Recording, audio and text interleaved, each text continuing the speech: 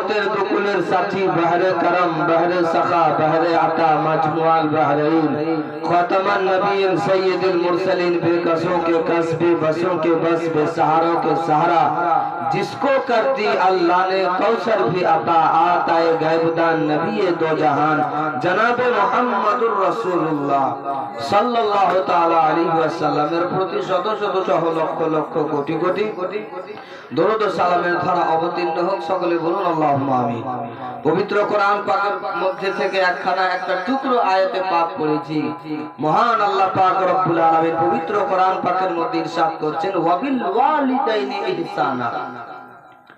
আল্লাহ পাক পবিত্র কোরআন পাকের মধ্যে এক পারাতে আল্লাহ পাক সূরা বাকারাতে আমাকে আপনাকে জানিয়ে দিলেন যে ওয়াবিল ওয়ালিদাইনি ইহসানা, তোমরা নিজের বাপ মায়ের সঙ্গে সৎ ব্যবহার করো, ভালো ব্যবহার করো।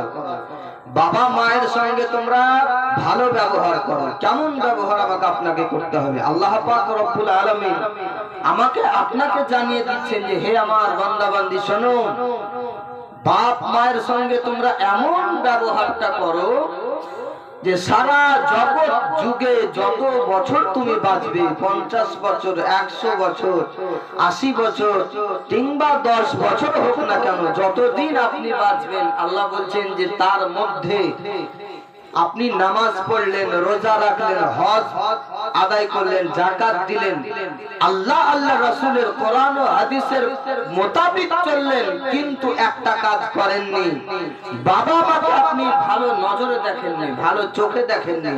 আল্লাহ বলছেন তোমার সর্বোচ্চ সারা জীবনের যত কিছু আছে আল্লাহ সবকে মিটিয়ে দিবে, নেস্ত নাবুদ করে দিবে, কিছুই রাখবে না যদি বাপ মায়ের দোয়া যদি না নাও। বাপ মায়ের সঙ্গে আমাকে আপনাকে ব্যবহারটা ঠিক রাখতে হবে, তারপরে আমাকে আপনাকে প্রত্যেকটা জিনিস কাজ কাম করতে হবে। আমরা সবই করি, বাবা মার দিকে আমরা কি বলে যে ধ্যানটা খুব কম, আমরা সিস্টেমই আলাদা হয়ে গেছে আমাদের। কোরআন যেটা বলে আমি আপনি মানি না, হাদিসে পাক যা বলে সেটা আমরা মানি না, জানি না, শুনি না, সেদিকে লক্ষ্য করি না, ধ্যানই দিই না। কারণ আমি আপনি কিসে পড়ে আছি? এই দুনিয়ার রঙে রঙিনে মেতে আছে আমি আপনি, এমন রং যে এই রং ছাড়া মানুষ কিছুই বুঝে না। কিন্তু আল্লাহ পাক রব্বুল আলামিন বলতে আছে যে হে আমার বান্দা বান্দি শোনো, একটা জিনিস লক্ষ্য করে চলবে যে এই দুনিয়া থেকে তোমাকে একদিন যেতে হবে। কবর এমন একটা জায়গা যে জায়গাতে কারো কোনো কথা শোনা যাবে না, একমাত্র আল্লাহ পাক রব্বুল আলামিনের হুকুম চলবে, তাছাড়া অন্য কারো হুকুম চলবে না।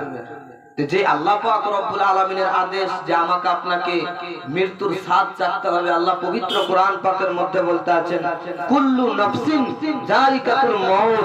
আল্লাহ বলেন প্রত্যেক ব্যক্তির রূহ জিসমের মধ্যে যাদের রূহ আছে আল্লাহ বলেন যে তাদেরকে একদিন মৃত্যুর স্বাদ চাখতে হবে, একদিন মরতেই হবে। যখন আমি আপনি সকলেই জানি যে একদিন দুনিয়া থেকে আমাদেরকে বিদায় নিয়ে চলে যেতে হবে চিরজীবনের জন্য, কিয়ামতের সকাল পর্যন্ত কবরে আমাকে আপনাকে থাকতে হবে। তো ওই কবরের কিছু সামান গোছালেন, কবরের জন্য কিছু করলেন? কিছুই তো করলেন না। বাড়ি করলেন, গাড়ি করলেন, টাকা পয়সা ধন দৌলত সব কিছু রোজগার করলেন, ছেলে মেয়ে দুনিয়াতে রেখে গেলেন, কিন্তু ইলমে দিন শিক্ষা দিলেন না, কোরআন হাদিস অনুযায়ী চললেন না। ইসলাম যেটা আমাকে আপনাকে শিক্ষা দিচ্ছে যে ইন্নাদ দীনা ইনদাল্লাহিল ইসলাম, আল্লাহ পাক পবিত্র কোরআন পাকের মধ্যে জানিয়ে দিলেন, ঘোষণা করছেন যে সবচেয়ে আমার কাছে মানোনীত ধর্ম হলো দ্বীনে ইসলাম। এই ধর্মটাকে আমি আপনি চিনতে পারলাম না, নামের মুসলমান হলাম, কাজে পারলাম না হতে। কিন্তু আল্লাহ বলছেন যে ওয়ালা তামুতুন্না, তোমরা মরিও না, ইল্লা কিন্তু ওয়া আনতুম মুসলিমুন, মরো তো মুসলমান হয়ে মরো। ইকোটা একটু কমিয়ে দাও, হালকা করে মরো তো পাক্কা সচ্চা মুমিন হয়ে মরো, ইমানদার হয়ে মরো। কারণ বাবাজি ভাই মা বোনেরা, আমি আপনি যদি এই মতো দুনিয়াতে আসলাম মায়ের গর্ভে থেকে, কাজ কাম বাড়ি গাড়ি টাকা পয়সা সব কিছু করলাম, কিন্তু আল্লাহ আল্লাহ রসুলের যে ফরমান কোরআন ও হাদিসের সিস্টেম আমি আপনি যদি ওটাকে আমি আপনি না মানি, না মেনে জেনে শুনে চলি, আমার আপনার কিন্তু অনেক কঠিন শাস্তি আছে। যে কবরে কারো কোনো কথা শোনা যাবে না একমাত্র আল্লাহর হুকুম ছাড়া। বাবাজি ভাই বলতে এটাই চাই যে এমন হয়ে গেছে মুসলমান যে আগে কেউ কেউ ভিতরে ভিতরে গুনাহ করতো, এখন সামনে গুনাহ করে বেরিয়েছে, কোনো কিছুই চলে না। জি বাবাজি ভাই, বলতে এটাই চাই যে আমাকে আপনাকে ভাবনা চিন্তা করে চলতে হবে। বন্ধুগণ, এদিক ওদিক কথা না বলে দু চারটি কথা আল্লাহ আল্লাহ রসুলের বাণী কোরআন ও হাদিসের কথা শুনুন। আল্লাহ পাক রব্বুল আলামিন আমাকে আপনাকে জানিয়ে দিলেন যে তোমরা সৎ পথের পথিক হও, হক পথে চলো। তো হক পথ কোনটি আর সৎ পথ কোনটি? আর আমি আপনি যে মুসলমান হয়েছি, তো মুসলমান কাকে বলে? কে মুসলমান? ইমানদার কে? আমি কলমা পড়েছি লা ইলাহা ইল্লাল্লাহ, তারপরে কি? মুহাম্মাদুর রাসূলুল্লাহ। বাংলাদেশে একজনকে বলছে তুমি কার উম্মত? তা বলে শেখ হাসিনার উম্মত। আগো শেখ হাসিনার উম্মত তারা কার উম্মত? আখিরি জামানা দয়ার নবী মুস্তাফা সাল্লাল্লাহু আলাইহি ওয়াসাল্লামের আমি আপনি উম্মত। সে জানে না, ও বলছে শেখ হাসিনার উম্মত। তো বাবাজি ভাই, আমাকে আপনাকে এসব জিনিস জানতে হবে, শিক্ষা অর্জন করতে হবে। কম করে আপনি কোরআনটা শিখুন, যে কোরআন আপনার যখন মৃত্যু হবে, মরণ হবে, আপনার মাথার কাছে বসে আপনার ছেলে কোরআন পড়বে, আপনার মেয়ে কোরআন পড়বে। আপনি শিক্ষা দিলেন না কোরআন হাদিসের, আপনি সব কিছু শিক্ষা দিলেন ইসলামিক ছাড়া, তো ওই সব শিক্ষা কিন্তু আপনার ওই কবরে কাম দিবে না। এই দুনিয়ার জন্য জরুরি, এই দুনিয়ার জন্য আপনাকে শিখতে হবে, কিন্তু আখিরাতের জন্য যে কোরআন এবং হাদিস, এই দুটি জিনিসকে আপনাকে আমাকে শিক্ষা অর্জন করতে হবে। বাকি শিখুন, আপনাকে বাধা নাই, কি বলে কেউ আপনাকে বারণ করতে পারবে না যে কেন এটা শিখছো। আপনি শিক্ষা অর্জন করছেন, করুন, কিন্তু ইসলাম ধর্ম যেটা আমাকে আপনাকে শিক্ষা দেয় যে কোরআন আগে শিখো, তুমি হাদিসে পাক শিখো, কিন্তু আমি আপনি সেদিকে লক্ষ্য করি না, যাই না। কেন? এই জন্য যে আমরা ফ্যাশনে পড়ে গেছি, সিস্টেম আলাদা আমাদের হয়ে গেছে। এই জন্য তো মুসলমানের প্রতি এত বড় বড় অত্যাচার জুলুম হচ্ছে বাবা, এত বড় বড় জুলুম অত্যাচার হচ্ছে আমার আপনার প্রতি, কিন্তু আমি আপনি বুঝতেই চাই না, জানতেই চাই না যে কেন এটা হচ্ছে। আমি আপনি মনে মনে ভাবি যে ওয়াকে মারছে, মারুক, আমাকে তো কেউ মারেনি, কিন্তু আপনার মুসলমান ভাই আপনার ভাইকে মারছে। আপনার সেখানে আপনাকে বলতে হবে কেন, কি কারণে, কি হয়েছে, আপনাকে একটা কথা বলতে হবে। কিন্তু সেখানে কি করেন? আপনি নিচে মুখ করে চলে যান, তার দিকে ধিয়ানি দেন না। যেমন ধরেন আজকে এখানে সাদিকুল দাদার বাড়িতে আজকে মাহফিল মিলাদ, আজকে সাদিকুল দাদার বাড়িতে হয়তো কেউ বাড়িতে ঘুমিয়ে আছে, আসেনি, রাস্তায় জালসা হচ্ছে, এই রাস্তাতে ভালো, বাড়ির মধ্যে ঠিক না, বাড়ির মধ্যে কেউ যাবে না, এই রাস্তাতে ঠিক আছে। আমি যেখানেই যাই ওখানে বলে দিই যে রাস্তাতে বা কোনো একটা ফাঁকা জায়গাতে হলে সব থেকে ভালো হয়। তো বাবাজি ভাই বলতে চাইছিলাম এটাই মা বোনেরা, যে এই দাদা যে মাহফিল মিলাদ আয়োজন করেছে, কেউ হয়তো বাড়িতে ঘুমিয়ে আছে, যাব না, তো আপনার বাড়িতে তো কোনোদিন হবে, আপনার বাড়িতে তো কেউ কিছু হবে, সেদিন আপনার বাড়িতে তো তারাও যাবে না, বা আমি যাব না, আমার ভাই যাবে না, আমার আত্মীয় স্বজন যাবে না। এই যে সিস্টেম, আপনার বাড়ির পাশের লোকের বাড়ি হচ্ছে সবাই যান, আর আমার বাড়ি হবে তো সবাই আসুন, এই হলো ইসলাম। কিন্তু আমি আপনি ভাবনা চিন্তা করে, সে তো আমাকে বলেনি কেন জালসা শুনতে যাব, সে তো আমাকে এটা করে, শুধু আপনাদের কথা বলছি না, হয়তো ভাবছেন যে আমাদের কথা বলছে না, এটা ইসলাম ধর্ম যেটা আমাকে আপনাকে শিক্ষা দেয়, সেই কথাটি বলছি বাবাজি ভাই। তো বন্ধুগণ, একবার দরুদ শরীফ পাঠ করুন, আগে বাড়ি আল্লাহুম্মা সাল্লি আলা মাওলানা মুহাম্মদ ওয়া আলা আলি মাওলানা মুহাম্মদ সাল্লাল্লাহু তাআলা আলাইহি ওয়াসাল্লাম। দয়ার নবী মুস্তাফা সাল্লাল্লাহু তাআলা আলাইহি ওয়াসাল্লাম এমন এক যুগে মা দুধমা হালিমা রাদিয়াল্লাহু তাআলা আনহার বাড়িতে তিনি আছেন। বাবাজি ভাই, মায়ের মহব্বত ভালোবাসা কাকে বলে দেখুন, মা জিনিসটা কি আমি আপনি এখনো বুঝতে পারিনি। যে দরদি মা, মায়ের মতো কেউ হবে না। বাপ রোজগার করে এনে দিতে পারবে, কিন্তু তাকে সিস্টেম শিখাতে পারবে না। তার ব্যবহার শিখাবে কে? তার আম্মা। প্রথম মক্তব, প্রথম মাদ্রাসা, প্রথম স্কুল নিজের বাবা মা। আপনি নিজে প্রথম মক্তব, মাদ্রাসা, স্কুল, আপনি যেটা শিক্ষা দিবেন সেটা আপনার বেটা বেটি শিখবে, আপনার ছেলে মেয়ে শিখবে। আপনাকে দেখে আপনার ছেলে মেয়ে ব্যবহার শিখবে। আপনি মাথায় কাপড় দিচ্ছেন, আপনার মেয়েও দেখে দেখে দিবে। আপনি নামাজ পড়ছেন, আপনার ছেলে দেখে দেখে ও মসজিদে যাওয়ার চেষ্টা করবে, কিন্তু আমি তো যাই না, আমার ছেলে কি যাবে? আমার বাপ তো যায় না, আমি কি যাব? ইসলাম জিনিসটাকে বুঝুন। আর বেশি সময় নাই রে বাবা, এমন এক সময় সামনে চলে আসছে যে মুসলমান দেখলেন না লকডাউনে কি হলো, মসজিদে নামাজ পড়তে গেলে ধামাধাম মারছে। এটা আল্লাহ রাসূলের হাদিস যে তোমরা মসজিদ যাও না নামাজ পড়তে, এমন একটা সময় আসবে তোমরা চাইবে যেতে কিন্তু যেতে পারবে না, এমন একটা মুহূর্ত সময় চলে আসবে। জি বাবা জি ভাই, বলতে চাই যে দয়ার নবী মুস্তাফা সাল্লাল্লাহু তাআলা আলাইহি ওয়াসাল্লাম দুধমা হালিমার বাড়িতে আছেন, মায়ের সঙ্গে কত মহব্বত ভালোবাসা দেখুন আমার নবী মুস্তাফা আমাকে আপনাকে শিক্ষা দিচ্ছেন। দেখুন বেরাদার বন্ধুগণ বাবা জি ভাই, দয়ার নবী মুস্তাফা সাল্লাল্লাহু তাআলা আলাইহি ওয়াসাল্লাম যেন দুধমা দাইমা হালিমার বাড়িতে আছেন বাবা। এমন মুহূর্তের সময়ে মা হালিমার ছেলে এবং মেয়ে গিয়েছিল বাবা জঙ্গলের দিকে, হরিণ কি বলে যে জঙ্গলের দিকে গিয়েছিল বাবা ছাগল ভেড়া চড়াতে।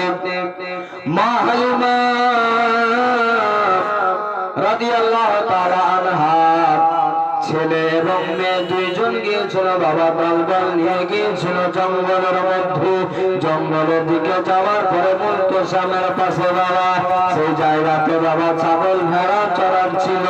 এই মতো হতে হতে সময় অতিবাহিত হতে থাকে, 1 ঘন্টা 2 ঘন্টার মতো সময় পার হতে থাকে বাবা। এই মতো সময় পার অতিবাহিত হয়ে যায়। হযরতে মা হালিমার ছেলে যেন দেখতে পেলেন হঠাৎ করে যেন একটা বাঘ চলে আসলো সামনে। বাঘটা এসে এবার যেন কি বলছে বাবা, বাঘটা আসার পরে যেন আসমানের দিকে মুখ উত্তোলন করে মুখটাকে উঠিয়ে আল্লাহ পাক রব্বুল আলামিনের দরবারে যেন বাঘ বলে, আল্লাহ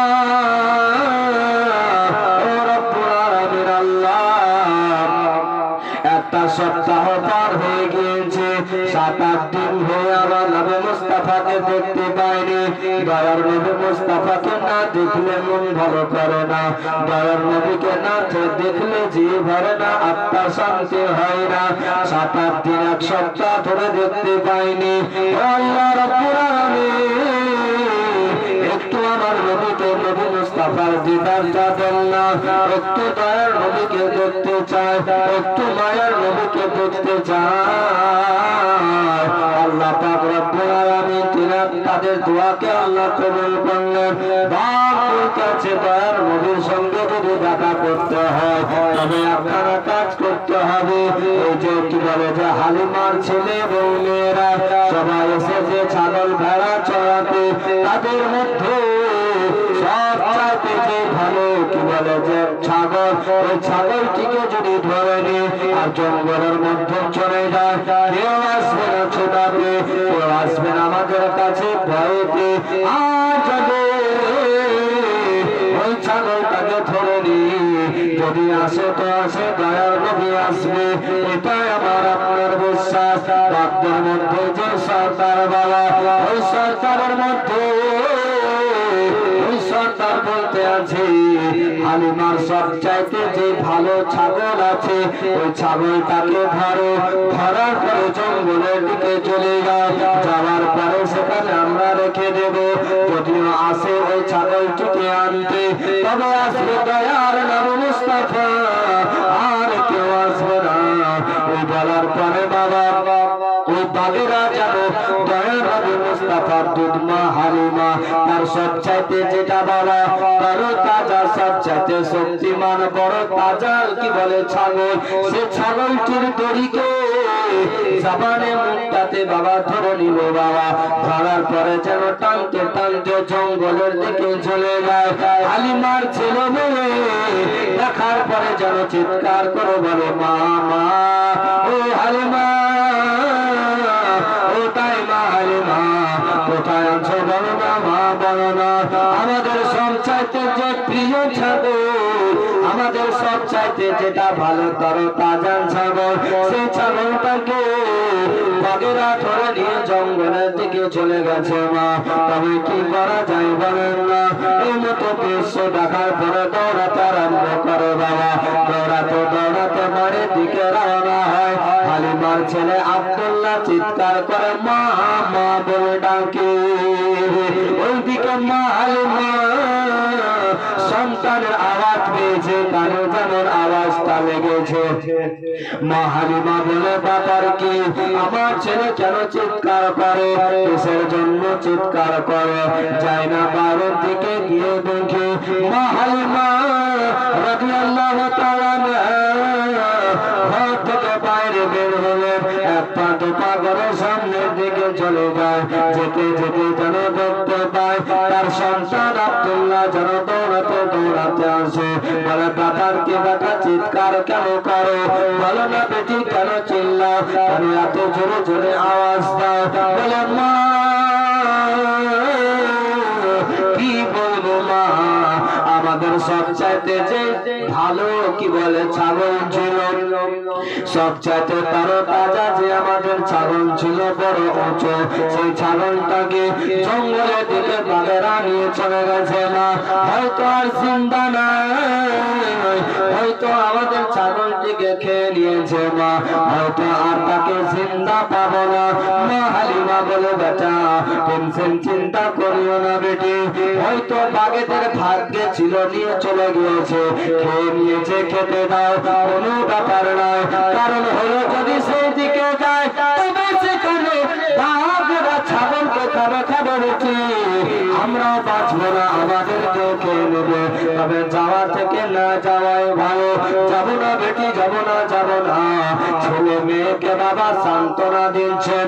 আমার দয়ার নবী মুস্তাফা, আমার মায়ার নবী মুস্তাফা ঘরের মধ্যে বাবা হুজরা মোবারকের মধ্যে আরাম করছিলেন বাবা, শুয়েছিল। যেন কান মোবারকাতে আওয়াজ এসে গেছে। আমার মা যেন টেনশনে পড়ে গেছে, আমার মা ভাবনায় চিন্তায় পড়েছে। ব্যাপারকে ঘর থেকে আওয়াজ দেয় ও মা হালিমা সাদিয়া রাদিয়াল্লাহু আনহা, ব্যাপার কি মা এত টেনশন চিন্তা কেন, কিসের জন্য মা? বলো না বলো না, ব্যাপার কি বলো না। মা হালিমা বলে বাচ্চা কোনো টেনশন চিন্তা নাই, কোনো টেনশন চিন্তা নাই বেটা, তুমি ঘরের মধ্যে আরাম করো বেটা। ও মোহাম্মদ আরবি, ও মোহাম্মদ আরবি আল্লাহ আলামিন, টেনশন চিন্তা করিও না বেটা, ঘরের মধ্যে আরাম করো, তুমি বিশ্রাম করো বেটা। কারণ হলো বেটা একটা জিনিস, তোমাকে এখন জ্বর হয়েছে, তোমার শরীরটা খুব ভালো নয় বেটা, আরাম করো, উঠিও না। বলে না না মা আমি আর আরাম করতে পারি না। বলে কেন বেটা, কি হয়েছে? বলে মা আপনারা কি কথাবার্তা বলছিলেন, কিশোর আপনারা আলাপ আলোচনা করছিলেন মা? বলেন না বলেন না। আমার নবী মুস্তাফা যেমন জিজ্ঞাসা করেছেন বাবা। মা হালিমা বলে বেটা কোনো ব্যাপার নয়, কিছু হয়নি বেটা, তুমি টেনশন চিন্তা করিও না। বলে না মা আমি সবই শুনেছি নিজের কান মোবারক দ্বারায়, আর বলতে হবে না। আমি চললাম ওই কি বলে জঙ্গলের দিকে। বলে কেন যাবে বেটা, কিসের জন্য যাবে বেটা? বলে মা আমার দুটো ভাই এবং যখন তারা আপনাকে শোনাচ্ছিল কথাবার্তা গুলি, তখন আমি নিজের কান মোবারকে শুনেছি আমাদের সবচাইতে যে সবচাইতে ভালো প্রিয় কি বলে ছাগল ছিল, ওই ছাগলটিকে ধরে নিয়ে চলে গেছে বাবুরা। আর সহ্য করবো না মা, যাবো আমি ছাগলটিকে আনতে। মা হালিমা বলে বেটা যেও না বেটা যেও না, ব্যাপার খারাপ হয়ে যাবে। কারণ হলো যখন ছাগলকে নিয়ে গেছে বাঘেরা, এখন পর্যন্ত হয়তো আমাদের ছাগল বেঁচে নাই বেটা, হয়তো ছাগলটাকে জিন্দা তারা খেয়ে নিয়েছে, নাই বেটা যে কোনো লাভ হবে না। নবী আমার বলে মা বাধা দিও না মা, কারণ হলো নবীর যেটা ছাগল, নবীর ছাগল তাকে বাঘ তো দূরের কথা একটা পিঁপড়া পর্যন্ত কামড় দিবে না। জুড়ে বলো না। মা খাওয়া তো দূরের কথা, ওরা গলাতে মুছি লাগাইবে না। বলে ব্যাপার কি? বলে ব্যাপার যদি দেখতে চাও তাহলে চলেন মা। নবী আমার সামনে সামনে যায়, পিছনে তিনার আম্মা দুধ মা হালিমা রাদিয়াল্লাহু তাআলা আনহা। এবং এটাকে দূরে রাখুন, বন্ধুগণ, বাবাজি ভাই বলছিলাম, নবী আমার বলছেন মা আমি সামনে সামনে আগে আগে যাই, আপনি পিছনে পিছনে চলুন, দেখতে যদি চান দৃশ্য। মা হালিমা বলছেন বেটা যেও না যেও না। আরে বাবা, মায়ের তো মনে ভয় থাকবেই যে বাঘ নিয়ে গেছে ছাগলকে, সেখান থেকে বাঁচাতে পারবে না, তাকেও তো খেয়ে নিবে। কিন্তু আমার নবী মুস্তাফা বিশ্বাস দেখুন আল্লাহর প্রতি। আমার নবী মুস্তাফা বলতে আছেন আম্মা ও দুধমা হালিমা, আমাদের ছাগলকে খায়নি, তারা ভক্ষণ করতে পারবে না, চলুন আমার সঙ্গে সঙ্গে। নবী আমার আগে আগে যায়, পিছনে মা হালিমা যায়, তার পিছনে তার তিনার সন্তানেরা যায়। এই মতো যেতে যেতে পাহাড়ের উপরে নবী আমার উঠে গেলেন, নিচে থাকলেন মা হালিমা আর তিনার সন্তানগুলি, ছেলে এবং মেয়ে। এবার নবী আমার আওয়াজ দিচ্ছেন, ও বাগেরা কোথায় আছো, এসো আমার সামনে। বাগরা নবী মুস্তাফার যখন আওয়াজটাকে পেয়েছে কানে শুনতে, যত ছিল জঙ্গলের মধ্যে বাঘ ছিল, হরিণ ছিল, ভেড়া ছিল, ছাগল ছিল, যত পশু হয় বাবা, পাখি থেকে শুরু করে আল্লাহ নবী যখন ডাক দিয়েছেন সঙ্গে সঙ্গে চারদিকে আমার নবী মুস্তাফাকে ঘেরাও করেছে। জোরে বলেন সুবহানাল্লাহ। নবী মুস্তাফা দেখছেন যে সামনে হরিণ দাঁড়িয়ে আছে, ছাগল কি বলে যে বাঘেরা ঘেরাও করেছে। তো মা হালিমা দেখতে পাচ্ছেন সে সব দৃশ্যগুলি, তো বলছেন বেটা তোমাকে খেয়ে নিবে তারা, নিচে চলে এসো। তো বলে মা আপনি দেখতে থাকুন না, কি হয় কি হবে আপনি শুধু দেখুন। মা হালিমা নিচ থেকে দেখে আর নবী মুস্তাফা বাঘদের সঙ্গে কথা বলে। মা হালিমা রাদিয়াল্লাহু তাআলা আনহা তিনি বর্ণনা করেছেন, কিতাবে রাবি রিওয়ায়াত লিখেছেন যে মা হালিমা বলছেন যে আমি নিজের চোখে দেখলাম যে আমার দুধু বেটা, আমার ছেলে মুহাম্মদ আরবি সাল্লাল্লাহু আলাইহি ওয়াসাল্লামকে দেখলাম যে তিনার ঠোঁট মোবারক হিলছে আর বাঘদের মুখ হিলছে। জোরে বলো সুবহানাল্লাহ। এটার মানে কি বুঝলেন?